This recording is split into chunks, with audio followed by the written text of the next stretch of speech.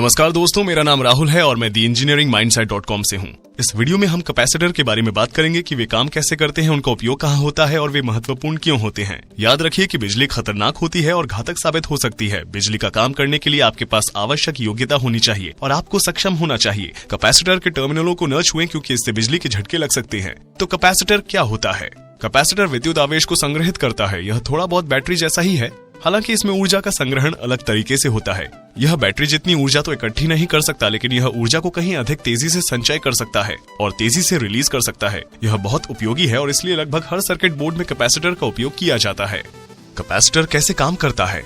पहले आप एक ऐसे पाइप की कल्पना कीजिए जिसके अंदर पानी बह रहा हो। इसमें पानी तब तक बहता रहेगा जब तक हम वाल्व को बंद नहीं कर देते। वाल्व बंद कर देने पर इसमें पानी का प्रवाह बिल्कुल भी नहीं हो सकता। यदि वाल्व के बाद हम पानी को टैंक में बहने दें तो टैंक में थोड़ा पानी जमा हो जाएगा, लेकिन पाइप से बाहर पानी बहना जारी रहेगा। जब हम वाल्व को बंद कर देंगे तो टैंक में तो पानी जाना बंद हो जाएगा, लेकिन हमें पानी की स्थिर आपूर्ति तब तक मिलती रहेगी जब तक टैंक खाली नहीं हो जाता। टैंक को फिर से भर जाने पर हम वाल्व को जब चाहे खोल और बंद कर सकते हैं। हमें पाइप के सिरे से पानी की निर्बाध आपूर्ति मिलती है जब तक कि टैंक पूरी तरह से खाली न हो जाए। इस प्रकार पानी इकट्ठा करने और आपूर्ति में आने वाली रुकावटों को दूर करने के लिए हम पानी के टैंक का उपयोग कर सकते हैं। विद्युत सर्किट में कैपेसिटर पानी की टंकी के रूप में कार्य करता है और ऊर्जा का भंडारण करता है। यह आपूर्ति में आने वाली रुकावटों को दूर करने के लिए इस ऊर्जा को रिलीज कर सकता है। यदि कैपेसिटर के बिना एक साधारण सर्किट को बहुत तेजी से चालू और बंद किया जाए तो एक रोशनी चमकेगी, लेकिन अगर हम सर्किट में कैपेसिटर जोड़ दें तो रोशनी रुकावट के दौरान भी जलती रहेगी, कम से कम एक छोटी अवधि के लिए, क्योंकि अब कैपेसिटर सर्किट को विद्युत आपूर्ति दे रहा है और डिस्चार्ज हो रहा है। एक साधारण कैपेसिटर के अंदर सुचालक धातु की दो प्लेटें होती हैं जो आमतौर पर एल्यूमीनियम या एल्यूमिनियम की बनी होती है। इन्हें सिरेमिक जैसे डाई इलेक्ट्रिक कुचालक पदार्थ से अलग किया जाता है। डाई इलेक्ट्रिक का अर्थ है कि यह सामग्री विद्युत क्षेत्र के संपर्क में होने पर ध्रुवीकरण करती है। कैपेसिटर का एक सिरा सर्किट के धनात्मक सिरे से और दूसरा सिरा ऋणात्मक सिरे से जोड़ा जाता है। आप देखेंगे कि कैपेसिटर में एक तरफ पट्टियां और निशान बने हैं। ये बताते हैं कि कौन सा सिरा ऋणात्मक है। इसके अलावा ऋणात्मक सिरा छोटा होता है। यदि हम कैपेसिटर को बैटरी से जोड़ते हैं तो वोल्टेज इलेक्ट्रॉनों को ऋणात्मक सिरे से कैपेसिटर की तरफ भेजेगी। कैपेसिटर की एक प्लेट पर इलेक्ट्रॉन जमा हो जाएंगे और दूसरी प्लेट कुछ इलेक्ट्रॉन छोड़ देगी। फिर भी कुचालक पदार्थ होने के कारण इलेक्ट्रॉन कैपेसिटर से होकर नहीं गुजर सकते। अंत में कैपेसिटर और बैटरी की वोल्टेज समान हो जाएगी और इलेक्ट्रॉनों का बहना बंद हो जाएगा। अब कैपेसिटर के एक तरफ इलेक्ट्रॉन जमा हो चुके हैं, जिसका मतलब है कि हमारे पास ऊर्जा संग्रहित है और हम जब चाहें इसे रिलीज कर सकते हैं। चूंकि एक तरफ इलेक्ट्रॉन अधिक हैं और इलेक्ट्रॉन ऋणात्मक रूप से चार्ज होते हैं, तो इसका मतलब यह है कि हमारे पास एक सतह धनात्मक और दूसरी सतह ऋणात्मक है और इन दोनों के बीच में पोटेंशियल या वोल्टेज का अंतर होगा। हम इसे मल्टीमीटर से माप सकते हैं। वोल्टेज दबाव की तरह है।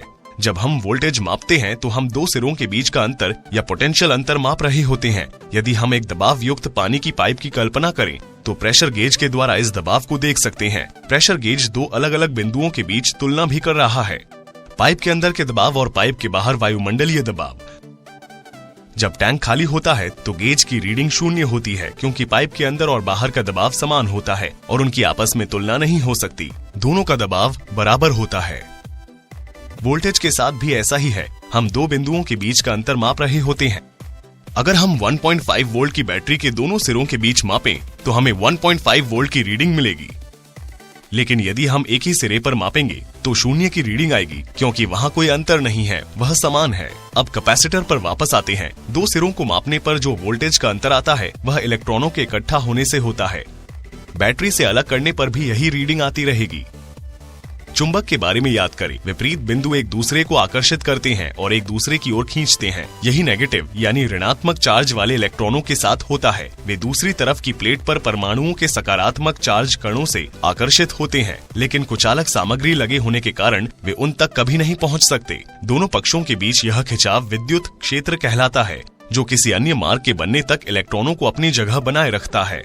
यदि अब हम सर्किट में एक छोटा लैंप जोड़ दें तो इलेक्ट्रॉनों को बहने और दूसरी तरफ पहुंचने का रास्ता मिल जाता है। तो इलेक्ट्रॉन लैंप से बहते हुए इसे पावर देते हैं और कैपेसिटर के दूसरी तरफ पहुंच जाते हैं। हालांकि यह थोड़े समय के लिए ही होता है, जब तक दोनों तरफ के इलेक्ट्रॉन बराबर न हो जाएं। इसके बाद वोल्टेज शून्य हो जाएगा। खिंचाव के लिए कोई बल नहीं होगा और कोई इलेक्ट्रॉन नहीं बहेगा। जब हम बैटरी को फिर से जोड़ते हैं तो कैपेसिटर चार्ज होने लगता है। इससे हमें बिजली की आपूर्ति रोकने में मदद मिलती है और कैपेसिटर बिजली आपूर्ति में अवरोध के दौरान बिजली प्रदान करता है। हम कैपेसिटर का उपयोग कहाँ करते हैं? हम कैपेसिटर का उपयोग हर जगह करते हैं। वे दिखने में थोड़े अलग हो सकते हैं, लेकिन उन्हें पहचानना बहुत आसान है। सर्किट बोर्ड में ये कुछ इस तरह के दिखते हैं और इंजीनियरिंग ड्राइंग में इन्हें इस तरह बनाया जाता है। हमें कुछ बड़े कैपेसिटर भी देखने को मिलते हैं, जिनका उपयोग इंडक्शन मोटर, छत के पंखों और एयर कंडीशनर में किया जाता है। हमें इस प्रकार के विशालकाय कैपेसिटर भी मिलते हैं, जिनका उपयोग बड़ी इमारतों में दुर्लभ पावर फैक्टर को ठीक करने के लिए किया जाता है। कैपेसिटर के एक हिस्से में हमें दो मान मिलेंगे। ये मान कैपेसिटेंस और वोल्टेज होते हैं। कैपेसिटर का कैपेसिटेंस फैरेड्स की यूनिट में मापा जाता है, जिसे F से प्रदर्शित करते हैं। हालांकि आमतौर पर कैपेसिटर को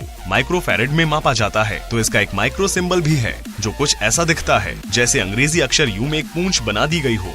दूसरा मान वोल्टेज है, जिसे V से दिखाते हैं। कैपेसिटर पर लिखा वोल्टेज का मान वह अधिकतम वोल्टेज है जो कैपेसिटर संभाल सकता है। हमने वोल्टेज के बारे में विस्तृत जानकारी एक अलग वीडियो में दी है, उसे देखने के लिए नीचे दिए गए लिंक पर जाएं।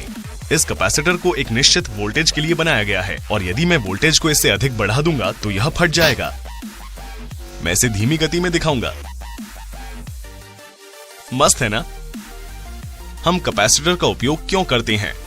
कैपेसिटर के सबसे आम उपयोगों में से एक है बड़ी इमारतों में पावर फैक्टर ठीक करना। सर्किट में जब बहुत सारे इंडक्टिव लोड लगा दिए जाते हैं तो करंट और वोल्टेज तरंगों का तालमेल बिगड़ जाता है और करंट वोल्टेज से पीछे हो जाता है।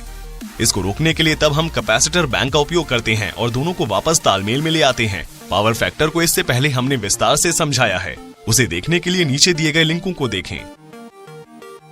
इसका दूसरा मुख्य उपयोग एसी को डीसी में बदलते समय पीक्स को हटाना है। जब हम एक फुल ब्रिज रेक्टिफायर का उपयोग करते हैं तो एसी साइन तरंग उलट जाती है और धनात्मक दिशा में ऋणात्मक साइकिल बनाती है। इस ट्रिक से सर्किट को लगता है कि उसे डीसी करंट मिल रहा है, लेकिन इस तरीके की सबसे बड़ी समस्या यह है कि पीक्स के बीच में गैप आता है। पर जैसा कि हमने पहले देखा, कैपेसिटर का उपयोग करके हम इस रुकावट के दौरान ऊर्जा रिलीज कर सकते हैं, जो बिजली की आपूर्ति को डीसी की तरह निरंतर बनाता है। हम मल्टीमीटर का उपयोग करके कैपेसिटेंस और स्टोर की हुई वोल्टेज को माप सकते हैं। सभी मल्टीमीटरों में कैपेसिटेंस का फंक्शन नहीं होता है, लेकिन मैं जो मॉडल इस्तेमाल कर रहा हूँ उसका लिंक नीचे अवश्य दूंगा। कैपेसिटर के साथ काफी सावधानी बरतनी चाहिए, क्योंकि अब हम जानते हैं कि यह ऊर्जा संग्रहित करता है और इससे सर्किट से अलग होने के बाद भी लंबे समय तक उच्च वोल्टेज हो सकती है। वोल्टेज चेक करने के लिए हम मीटर को डीसी वोल्टेज पर लाते हैं और लाल तार को कैपेसिटर के धनात्मक और काले तार को ऋणात्मक सिरे से जोड़ देते हैं। यदि हमें कई वोल्ट या उससे अधिक की रीडिंग मिलती है तो टर्मिनलों को किसी रजिस्टर या प्रतिरोधक से सुरक्षित रूप से जोड़कर कुछ ऊर्जा डिस्चार्ज कर देनी चाहिए और वोल्टेज को पढ़ना जारी रखना चाहिए। हम यह सुनिश्चित करना चाहते हैं कि इसे छूने से पहले यह मिली वोल्ट्स रेंज तक कम हो जाए, वरना इससे हमें झटका लग सकता है। कैपेसिटेंस को मापने के लिए हम बस मीटर को कैपेसिटर फंक्शन पर ले आते हैं। हम लाल तार को धनात्मक सिरे से और काले तार को ऋणात्मक सिरे से जोड़ते हैं। थोड़ी देरी के बाद मीटर हमें रीडिंग देता है। हमें संभवतः दिए गए मान के करीब की रीडिंग मिलेगी, लेकिन एकदम सटीक नहीं। उदाहरण के लिए इस वाले को 1000 माइक्रोफैरेड पर रेट किया गया है, लेकिन जब हम इसे पढ़ते हैं तो हमें लगभग 946 का माप मिलता है। इस वाले को 33 माइक्रोफैरेड पर रेट किया गया है, लेकिन मापने पर लगभग 36 मिलता है। तो इस वीडियो के लिए बस इतना ही, लेकिन आगे सीखने के लिए स्क्रीन पर दिखाए गए वीडियोस को देखिए और मैं अगले अध्याय के साथ आपसे फिर मिलूंगा। फेसबुक, ट्विटर, इंस्टाग्राम और engineeringmindset.com पर हमें फॉलो करना न भूलें।